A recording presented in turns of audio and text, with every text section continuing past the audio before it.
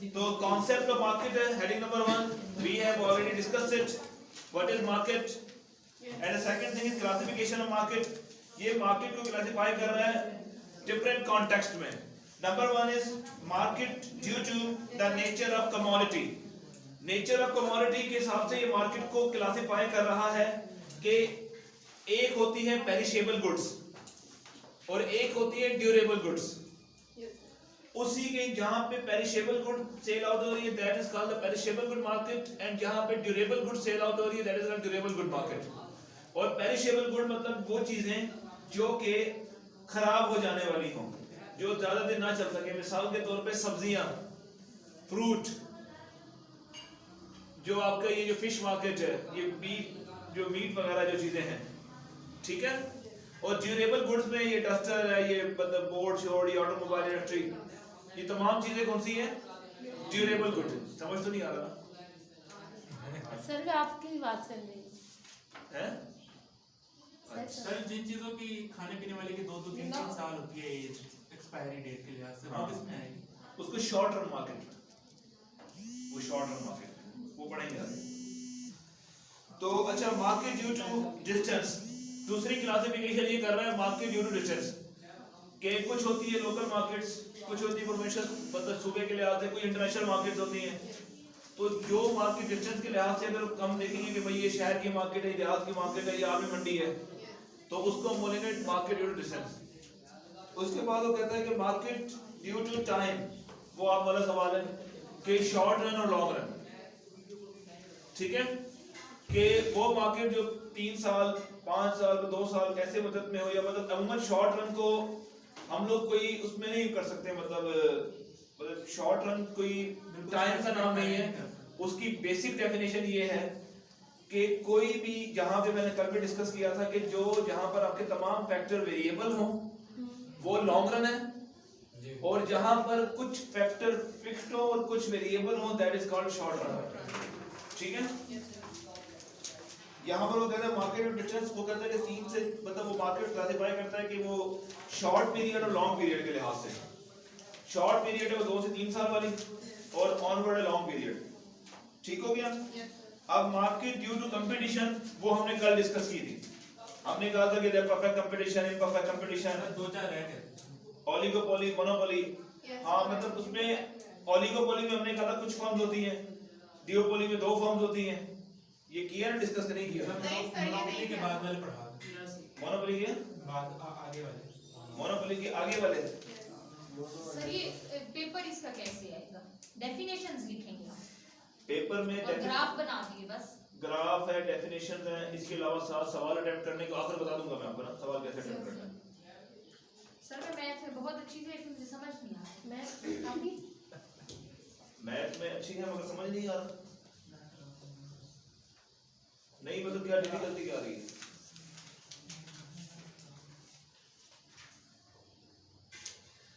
Market due to time, अच्छा इसको discuss कर लेते हैं पहले, थोड़ा सा इसको पहले कुछ चीजों को देख लेते हैं। परफेक्ट कंपटीशन, परफेक्ट कंपटीशन की हमने काइंड पढ़ी थी, जिसमें हमने कहा था परफेक्ट कंपटीशन में आपकी है होमोजेनियस, गुड, हेटेरोजेनियस। अच्छा, और हमने इसको डिफरेंस कर लिया था हेटेरोजेनियस के साथ ना।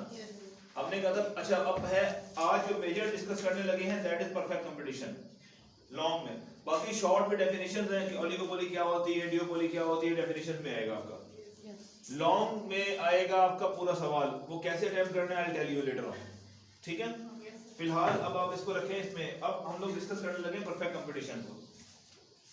परफेक्ट कंपटीशन एक ऐसा स्टेज है मार्केट का जहां पे हमने कहा था कि बहुत सारे बायर्स और सेलर्स होते हैं, ठीक है, और इसके साथ साथ प्रोडक्ट आपकी जो होती है वो होमोजीनियस होती है, ठीक।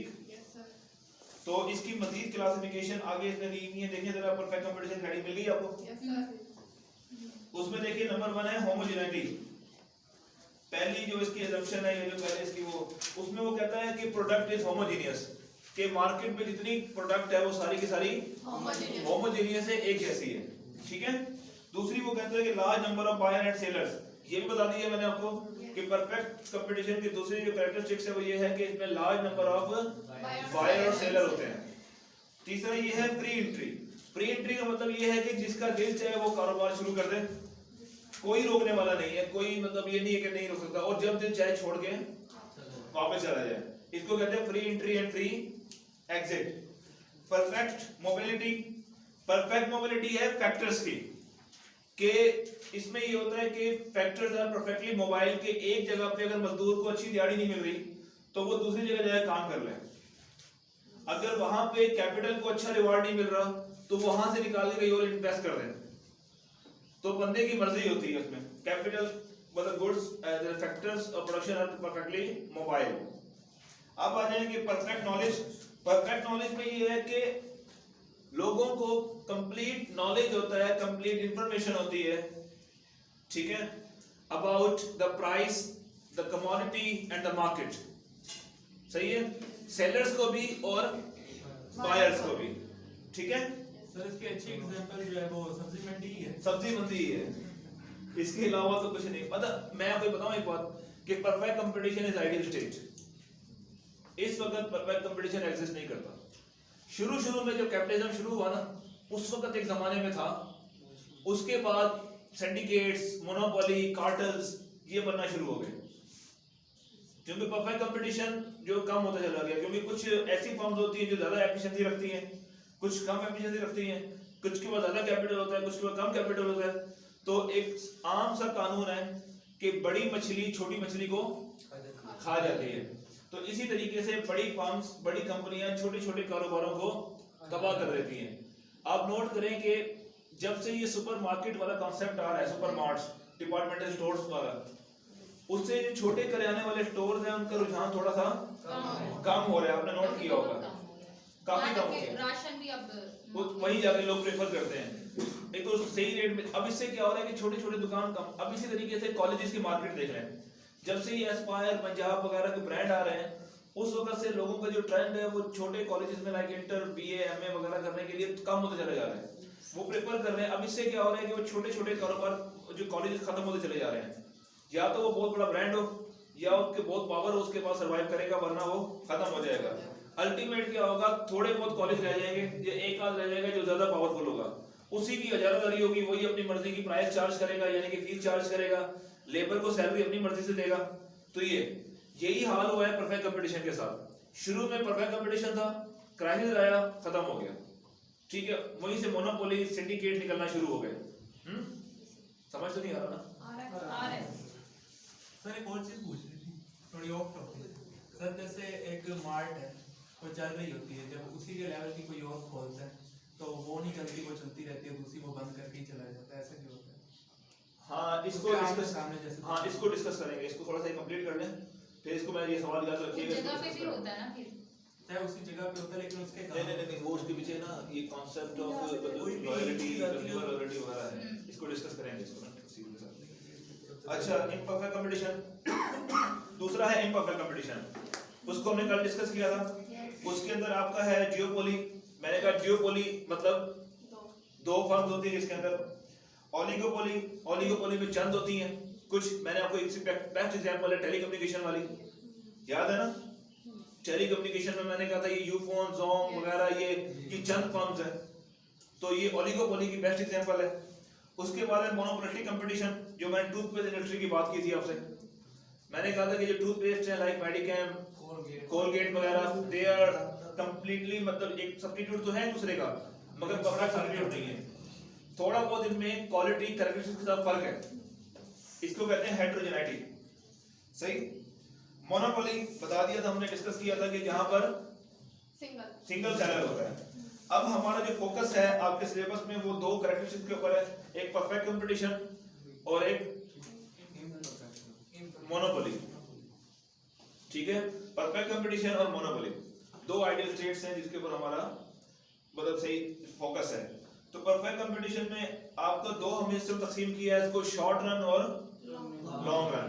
शॉर्ट रन मैंने आपको बताया कि एक ऐसा स्टेट होती है, ऐसी कंडीशन जहां पर एक फैक्टर या दो वेरिएबल है, बाकी फिक्स्ड है। तो उसमें मार्केट स्ट्रक्चर क्या होगा? आपने कॉस्ट कर्व भी पढ़ लिए, ठीक है, आपने रेवेन्यू कर्व भी पढ़ लिए। अब हम जब इन दोनों को मिलाएंगे तो हम इसको देखेंगे कि firm equilibrium under short run and long run. हम लोग करने लगे परफेक्ट कंपटीशन। परफेक्ट कंपटीशन में है हमारा ये शॉर्ट रन, ठीक है। परफेक्ट कंपटीशन में सबसे पहले रेवेन्यू कर्व है, वो इस तरह होता है, ये होता है एवरेज रेवेन्यू, मार्जिनल रेवेन्यू, और ये प्राइस एक ही का बराबर, इसको हम पी भी कह सकते हैं, इसको यहां भी लिखते हैं बेशक, और ये प्राइस कर्व बराबर होता है एवरेज रेवेन्यू मार्जिनल रेवेन्यू के। ठीक है, यहां तक बात समझ आई। एक और कर्व होता है मार्जिनल कॉस्ट कर्व, ये बनाया था हमने कल, मार्जिनल कॉस्ट कर्व, याद आ रहा है? वो परेशान हो गया, नहीं याद आ रहा, पढ़ा नहीं कल जाके। जहां पर ये दोनों इंटरसेप्ट करेंगे ना, एक तो यहां पे इंटरसेप्ट कर रहे हैं, यहां नहीं, यहां पे, क्योंकि यहां से मजीद जब ये बढ़ के इंटरसेप्ट करेंगे ना, वहां पर आप इसको पॉइंट को टच करोगे ऐसे, इसको हम बोलेंगे क्वांटिटी, इतनी क्वांटिटी प्रोड्यूस करेगा वो, इसको बोलेंगे इक्विलिब्रियम। देखिए दो जगह से इंटरसेप्ट कर रहा है एमसी, एक यहां से गिर रहा है मजीद, और एक यहां से बढ़ता हुआ एमसी, जहां पे इंटरसेप्ट करेगा दैट इज कॉल्ड इक्विलिब्रियम। ठीक है, अब आ जाए कॉस्ट। अब फर्ज करें कि कॉस्ट आपका जो एवरेज कॉस्ट है वो यहां पे चार्ज कर रहा है, ये पढ़ा था करो, आपने याद है? एवरेज कॉस्ट कर, याद आया? एवरेज कॉस्ट कर, इस पॉइंट को आपने ऐसे ले लें, इतनी कॉस्ट है, इसको मैंने पॉइंट दे दिया एफ। बात समझ आ रही है? ये जो हिस्सा है ये है इसका एबनॉर्मल प्रॉफिट।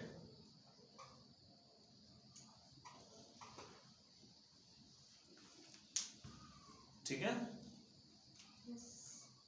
पहले मैंने क्या किया, लाइन ड्रॉ की, एवरेज रेवेन्यू और मार्जिनल रेवेन्यू की।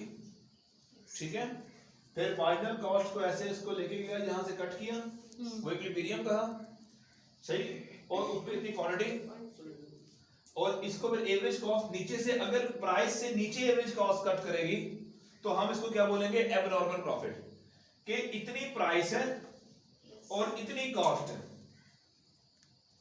कीमत ज्यादा है और वो कॉस्ट कम है, तो कौन सा प्रॉफिट होगा, एबनॉर्मल प्रॉफिट। अब दूसरे केस पे आ जाए इसके, which is normal profit.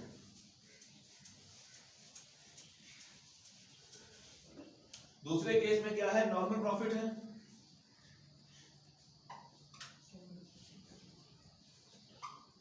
Normal profit के अंदर क्या है कि यही सेम मार्जिनल रेवेन्यू और एवरेज रेवेन्यू, यहां पे क्या आएगा, प्राइस, ये क्या है, मार्जिनल कॉस्ट, ऐसे बनाएंगे आप। ठीक है, कैसे दिल करे, यहां से कट करेगा क्यू, सही। अब एवरेज कॉस्ट कर्व अगर बिल्कुल इसके बराबर हो प्राइस के, एवरेज कॉस्ट कर्व क्या है, बिल्कुल प्राइस के बराबर है। जब एवरेज कॉस्ट प्राइस के बराबर होगा तो इसको हम बोलेंगे नॉर्मल प्रॉफिट। ठीक है,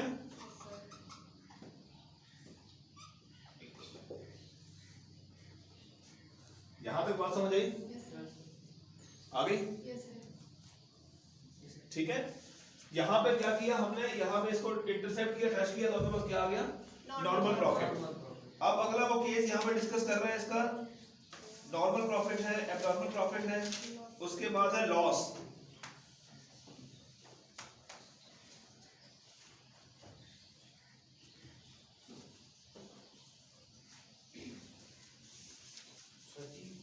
हाँ हाँ,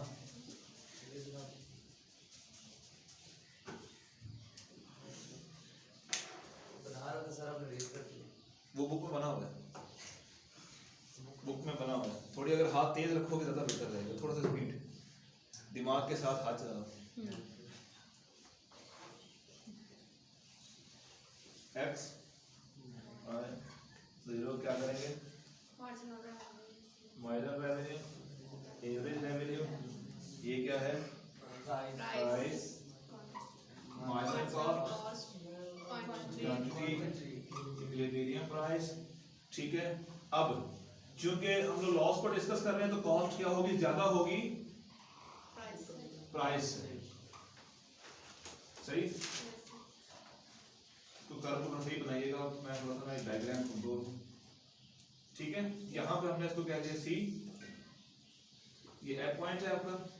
ठीक है, पॉइंट का नाम अपनी मर्जी डाल लो जो भी है, इसको ई के ऊपर जो भी, इसको सी और पी जो भी मतलब आप उसको नाम रख सकते हैं, रखना है। यहाँ पर एक और चीज देखिए, यहाँ पे आप किताब में देखिएगा एवरेज वेरिएबल कॉस्ट नीचे से कट कर रहा है इसको, ठीक है। एवरेज वेरिएबल कॉस्ट क्या है, आपके प्राइस से नीचे है।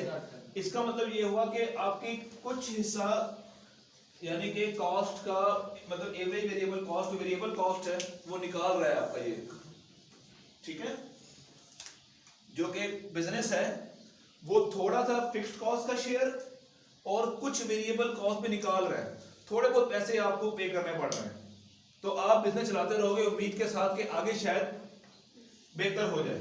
क्लियर, बात समझ आ रही है कि मतलब आपको लॉस तो हो रहा है मगर आपका जो डेली के खर्चात है, मजदूरों की दिहाड़ी वगैरह, ये वो बिजनेस निकाल रहा है और थोड़ा बहुत फिक्स्ड कॉस्ट को भी वो निकाल रहा है।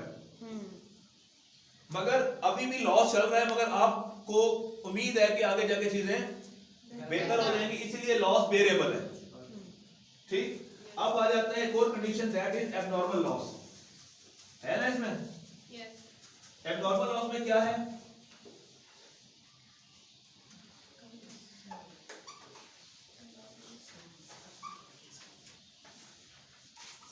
marginal revenue, average revenue, and that is price,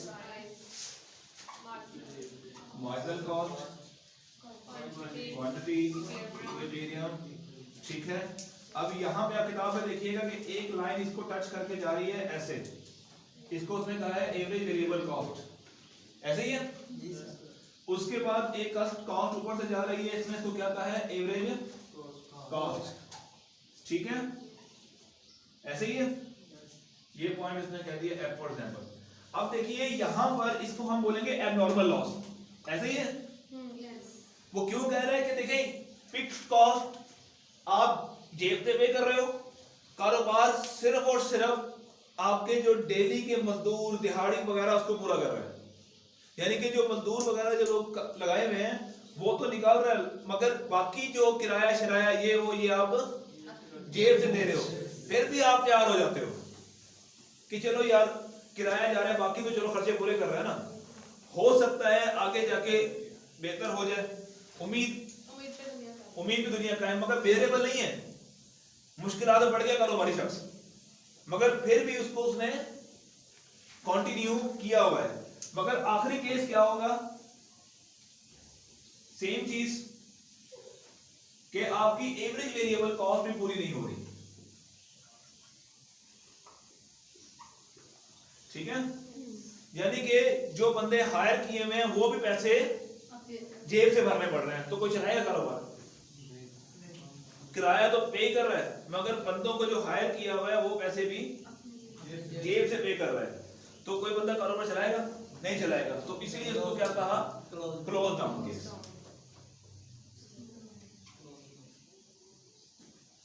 सही, ये थे शॉर्ट रन के अंदर, ये सारे केस कौन से थे, शॉर्ट रन में। और शॉर्ट रन कौन सा होता है, कुछ फैक्टर वेरिएबल है, कुछ फिक्स्ड है। लॉन्ग रन के अंदर फर्म हमेशा नॉर्मल प्रॉफिट कमाती है,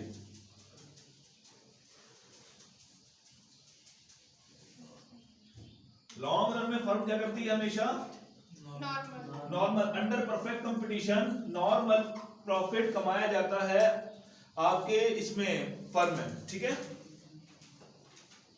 ये वही चीज, long run average revenue, long run marginal revenue, इसको बस वो एलएआर कर देंगे, बात कुछ भी नहीं, ठीक है। वही प्राइस है सेम, ठीक। लॉन्ग रन मार्जिनल कॉस्ट, ठीक है, लॉन्ग रन एवरेज कॉस्ट, और यहां पर क्या है, क्वांटिटी, कॉस्ट और प्राइस बराबर है, ठीक है। बात समझ आ रही है।